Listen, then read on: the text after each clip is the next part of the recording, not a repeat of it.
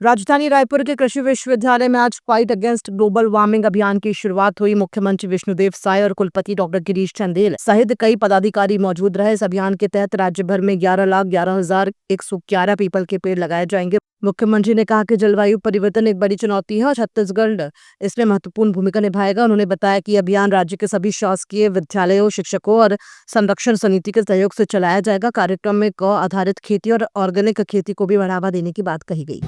प्रदेश भर के जो अशासकीय विद्यालय हैं उनके शिक्षकवृंद, उनके पदाधिकारीगण और छत्तीसगढ़ राज्य गौ संरक्षण एवं संवर्धन समिति के पदाधिकारीगण और उनके सदस्यगण प्रदेश भर से यहाँ पर एकत्र हुए हैं और संयुक्त रूप से एक अभियान चलाने वाले हैं, फाइट अगेंस्ट ग्लोबल वार्मिंग।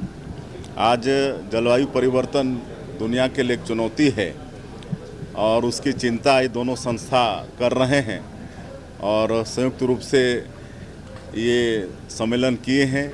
इसके लिए मैं दोनों संस्थाओं को अपने तरफ से बहुत बहुत बधाई देता हूं और जिस तरह से हमारी सरकार भी इसके लिए चिंतित है और माननीय प्रधानमंत्री जी ने जो आह्वान किया है एक पेड़ मांग के नाम, उसका भी हम लोग यहाँ पर पालन कर रहे हैं, करोड़ों पेड़ लगा रहे हैं।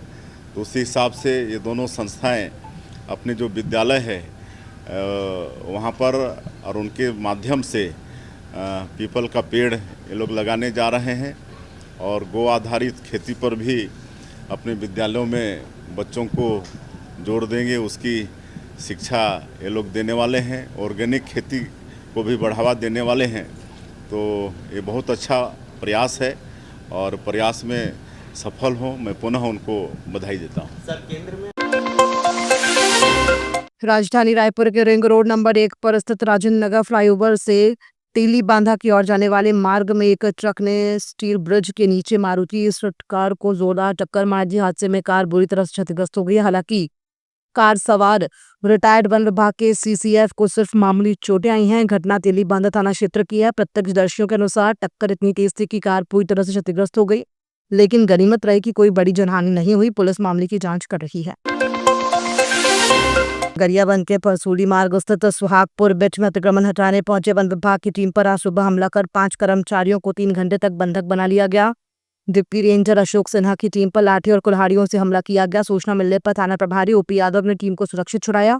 पुलिस ने एक ही परिवार के 4 पुरुष और 2 महिलाओं को गिरफ्तार किया है। एडिशनल एसपी जितेंद्र चंद्राकर ने घटना की पुष्टि करते हुए सख्त कानूनी कार्रवाई की बात कही है। क्षेत्र का मामला है। कोतवाली अंतर्गत ग्राम हरदी में वन विभाग के कर्मचारियों को सूचना मिली थी कि हरदी में जो कुछ लोग हैं अवैध अतिक्रमण कर रहे हैं वन भूमि पे, जिस पर से वन विभाग की टीम मौके पर गई थी। वहाँ पे जाके उन्होंने अवैध अतिक्रमण रोकने के लिए बोला।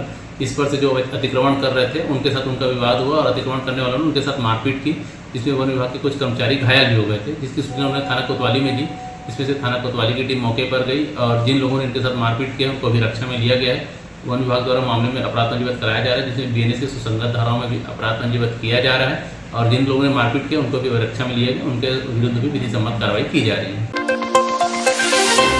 उप मुख्यमंत्री अरुण साहब ने पूर्ववर्ती कांग्रेस सरकार पर निशाना साधते हुए कहा कि कांग्रेस सरकार के पास न कोई स्पष्ट विजन था, न ही कोई सकारात्मक सोच और न ही राज्य के प्रति ईमानदार नियत। उन्होंने कहा कि इसी कारण हर क्षेत्र में छत्तीसगढ़ के साथ अन्याय हुआ। कांग्रेस शासन के दौरान जो अव्यवस्था फैलाई गई है उसी का परिणाम है कि आज भी कई स्थानों पर जमीनों के आवंटन के बाद कोई ठोस कार्य नहीं हुआ। देखिए, कांग्रेस सरकार का कोई विजन नहीं था, कोई सोच नहीं थी और नीयत भी अच्छी नहीं थी और इसलिए हर क्षेत्र में राज्य के साथ अन्याय उन्होंने किया है। जिस तरह के अराजकता प्रदेश में उन्होंने फैलाई थी और इसी का नतीजा है जो आपने बताया कि जमीनों के आवंटन के बाद कोई काम नहीं हुआ और हमारी सरकार राज्य में उद्योग बढ़े, औद्योगिकरण बढ़े, रोजगार बढ़े, इसके लिए लगातार काम कर रही है। नई औद्योगिक नीति लेकर आए हैं, नए औद्योगिक पार्क बना रहे हैं, उद्योगों के लिए जमीन का आवंटन हो, ये सुनिश्चित करने के लिए लगातार सरकार प्रतिबद्धता से काम कर रही है और आने वाले समय में निश्चित रूप से उसका परिणाम दिखेगा। युक्ति युक्तकरण को लेकर उप मुख्यमंत्री अरुण साहब ने कहा कि युक्ति युक्तकरण का काम पूरा हो गया है। शिक्षक विहीन स्कूलों में शिक्षकों की नियुक्तियां हो गई हैं, इसलिए समय पर शैक्षणिक सत्र प्रारंभ हो जाएगा। सरकार इसके लिए प्रतिबद्धता से काम कर रही है। हमारी सरकार शिक्षा का स्तर बढ़ाने के लिए काम कर रही है। स्कूलों में पुस्तकें भी पहुंच जाएंगी और समय पर शैक्षणिक सत्र भी प्रारंभ हो जाएगा। युक्तियुक्तकरण का काम संपन्न हो चुका है और जो शिक्षक विहीन स्कूल थे वहाँ शिक्षकों की नियुक्तियाँ हो गई है और समय पर जो शैक्षणिक सत्र है वो प्रारंभ हो जाएगा। सरकार इसके लिए प्रतिबद्धता से काम कर रही है। हम तो हमारी सरकार बनने के बाद शिक्षा का स्तर ऊंचा करने के लिए, शिक्षा की गुणवत्ता के लिए लगातार काम कर रहे हैं। तो समय पर पाठ्य पुस्तकें भी पहुंच जाएगी और समय से शैक्षणिक सत्र प्रारंभ होगा। उप मुख्यमंत्री अरुण साव ने आज रायपुर निवास कार्यालय में कहा कि पिछली कांग्रेस सरकार ने 5 साल राज्य में बिजली की अव्यवस्था की है।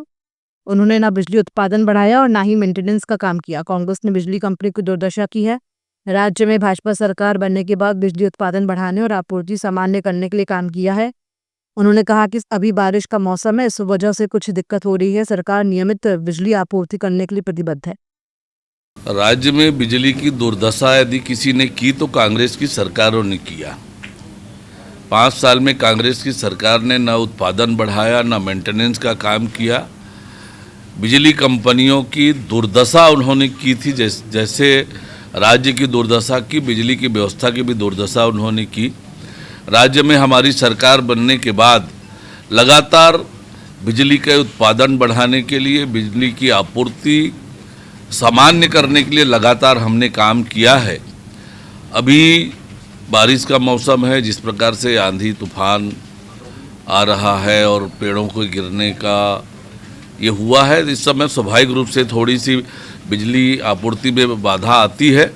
पर जहाँ तक विषय है, बिजली के नियमित आपूर्ति के लिए सरकार पूरी तरह से प्रतिबद्ध है और गंभीरता से इस दिशा में काम हो रहा है।